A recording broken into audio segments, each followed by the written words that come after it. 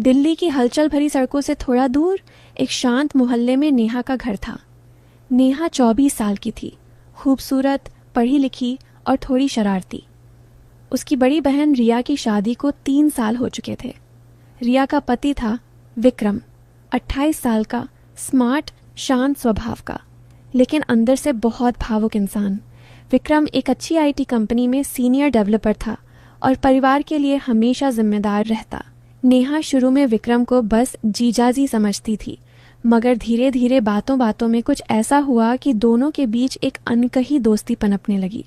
सबसे पहले तो त्योहारों के दौरान, दिवाली की शाम, घर सजा हुआ था, पटाखे फूट रहे थे। नेहा ने लाल साड़ी पहनी थी जिसमें वो किसी अप्सरा से कम नहीं लग रही थी।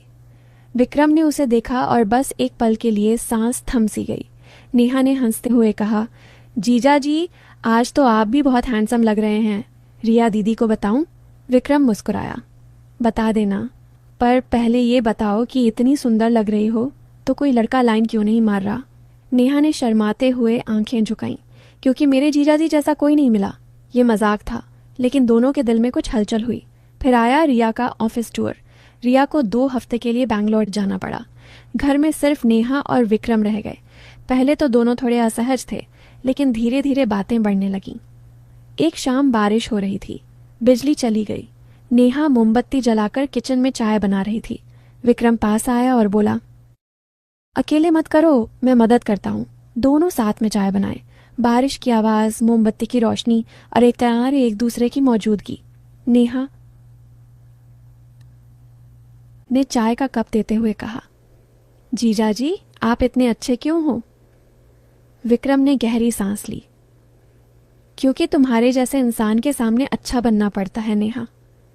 पहली बार उसने नेहा नाम लिया, जीजाजी नहीं। नेहा का दिल धड़क उठा। वो चुपचाप मुस्कुराई और बोली, आपको पता है, मैंने कभी किसी से इतनी खुलकर बात नहीं की जितनी आपसे करती हूं। विक्रम ने उसकी आंखों में देखा। उस पल में दोनों को लगा कि समय रुक गया है, लेकिन दोनों जानते थे कि ये रिश्ता आसान नहीं होगा। दिन बीतते गए, रिया वापस आ गई, लेकिन अब विक्रम और नेहा के बीच कुछ बदल चुका था। छोटी छोटी बातों में प्यार झलकने लगा। कभी नेहा विक्रम के लिए कॉफी बनाकर ले जाती, कभी विक्रम नेहा को ऑफिस से लिफ्ट दे देता। रिया को शक नहीं हुआ, क्योंकि वो दोनों को भाई बहन की तरह ही देखती थी। एक दिन नेहा की कॉलेज की फ्रेंडशिप पार्टी थी। नेहा ने विक्रम से कहा, जीजा जी, चलिए ना मेरे साथ, मुझे अकेले डर लगता है।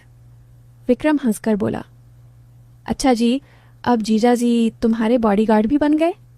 पार्टी में नेहा ने नीली ड्रेस पहनी थी। विक्रम उसे देखकर खोसा गया। डांस फ्लोर पर नेहा ने हाथ बढ़ाया, एक डांस तो बनता है ना?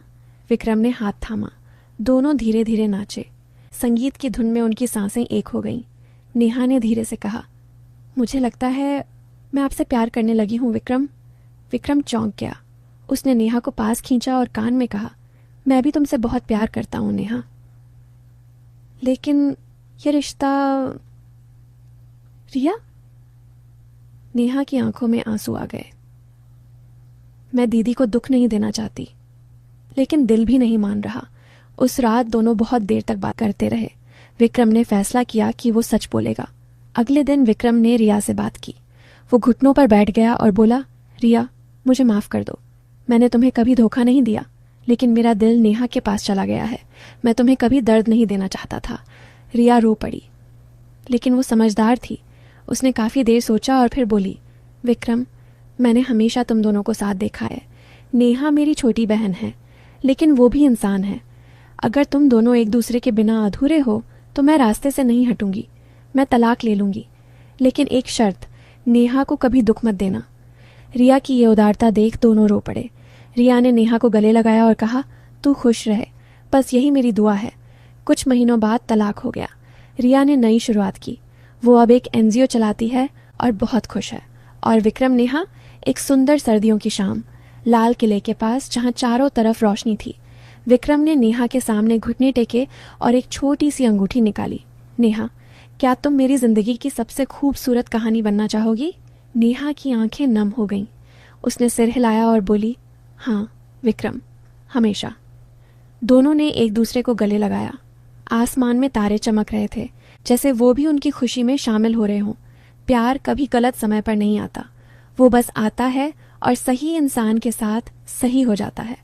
विक्रम और नेहा की कहानी आज भी उनके परिवार में एक मिसाल है कि सच्चा प्यार कभी गलत नहीं होता, वो बस इंतज़ार करता है सही वक्त का।